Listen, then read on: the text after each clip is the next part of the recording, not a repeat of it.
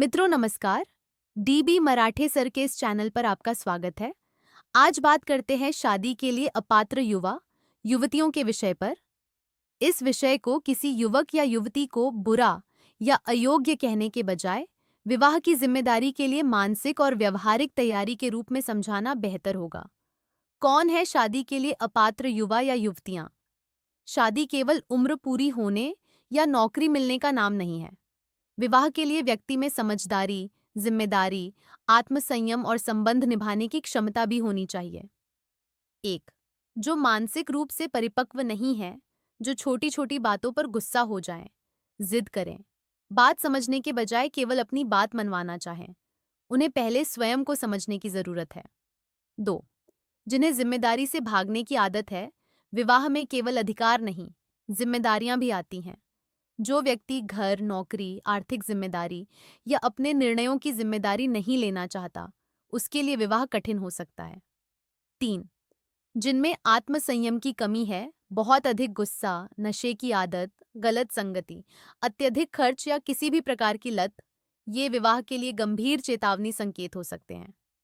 चार, जो झूठ और धोखे पर संबंध बनाते हैं, अपनी नौकरी, आय, आदतों, पिछले संबंधों या महत्वपूर्ण बातों को जानबूझकर छिपाना भविष्य में विश्वास को नुकसान पहुंचा सकता है।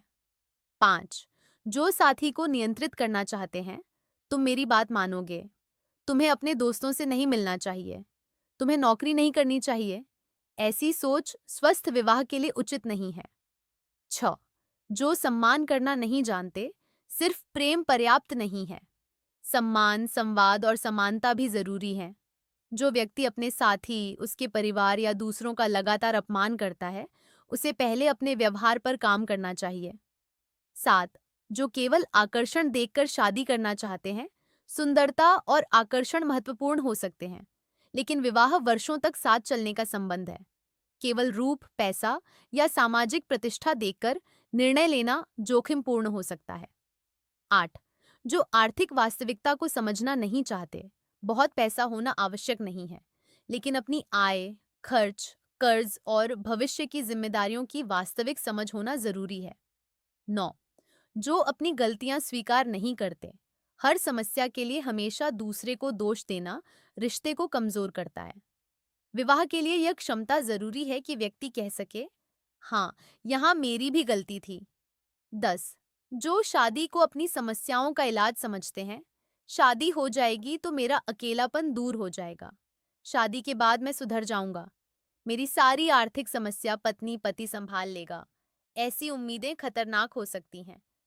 तो क्या ऐसे लोगों को शादी कभी नहीं करनी चाहिए? नहीं। अपात्र का अर्थ हमेशा के लिए अयोग्य होना नहीं है। इसका अर्थ है अभी विवाह के लिए पर्याप्त तैयारी नहीं हुई है। व्यक्ति अपनी आदतें सुधार सकता है, भावनात्मक परिपक्वता विकसित कर सकता है, आर्थिक जिम्मेदारी सीख सकता है और संवाद की क्षमता बढ़ा सकता है। युवाओं के लिए सबसे महत्वपूर्ण संदेश: शादी करने से पहले खुद से 5 सवाल पूछिए। क्या मैं जिम्मेदारी लेने के लिए तैयार हूँ? क्या मैं अपने साथी का सम्मान कर सकता हूँ?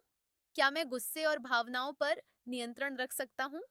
क्या मैं आर्थिक वास्तविकता को स्वीकार करता हूँ?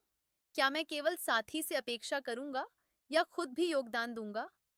इन सवालों के ईमानदार जवाब मिल जाएं, तो विवाह का निर्णय कहीं अधिक समझदारी से लिया जा सकता है। आपके YouTube वीडियो के लिए इसका एक बहुत प्रभावी संदेश हो सकता है। शादी के लिए परफेक्ट होना जरूरी नहीं, लेकिन जिम्मेदार होना जरूरी है। अपनी अपात्रता को स्वीकार करना चाहिए, लेकिन उसे अपनी स्थायी पहचान नहीं बनाना चाहिए। शादी के संदर्भ में इसका अर्थ है, पहचानें मुझ में अभी कौन सी कमी है, स्वीकार करें, उसे छिपाने या दूसरों को दोष देने के बजाय ईमानदारी से मानें, सुधार करें, गुस्सा, नशा, गैर जिम्मेदारी, आर्थिक अव्यवस्था, अहंकार या संवाद की कमी जैसी समस्याओं पर काम करें। जल्दबाजी न करें, जब तक जरूरी तैयारी न हो केवल समाज या उम्र के दबाव में शादी न करें। साथी के प्रति ईमानदार रहें, अपनी महत्वपूर्ण कमियों को छिपाकर विवाह करना उचित नहीं है। सबसे महत्वपूर्ण बात, अपात्रता स्वीकार करना हार मानना नहीं है, यह स्वयं को योग्य बनाने की पहली सीढ़ी है। युवाओं को यह भी समझाना चाहिए कि कोई व्यक्ति पूर्ण नहीं होता।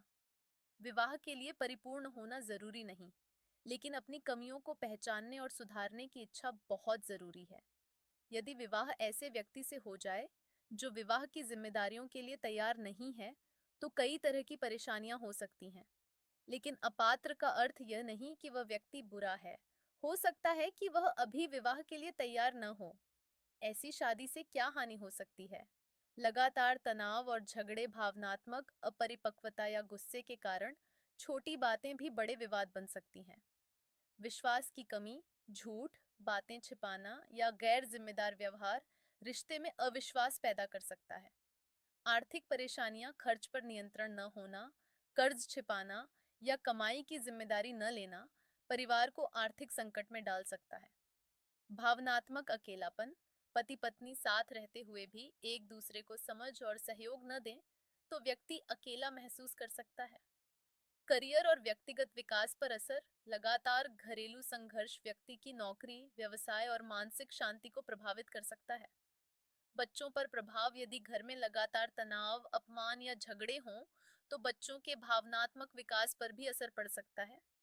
परिवारों में विवाद, पति पत्नी की समस्या धीरे धीरे दोनों परिवारों के बीच तनाव का कारण बन सकती है। अलगाव या तलाक की संभावना, यदि समस्याएं गंभीर हों और सुधार की इच्छा न हो तो संबंध टूटने की स्थिति भी आ सकती है। सबसे महत्वपूर्ण बात, शादी किसी व्यक्ति को बदलने की गारंटी नहीं है। शादी के बाद यह सुधर जाएगा सोचकर विवाह करना जोखिमपूर्ण हो सकता है। लेकिन अगर व्यक्ति अपनी कमियों को पहचानता है, सुधारने की इच्छा रखता है और दोनों साथी संवाद व सहयोग के लिए तैयार हैं, तो बहुत कुछ बदला जा सकता है। युवाओं के लिए संदेश, जीवन साथी चुनते समय केवल यह मत देखिए कि वह आपको पसंद है या नहीं, यह भी देखिए कि वह जीवन की जिम्मेदारियां निभाने के लिए तैयार है या नहीं। मित्रों, अगर आपको यह विचार सही लगे तो लाइक और शेयर करना, चैनल को सब्सक्राइब करना। धन्यवाद।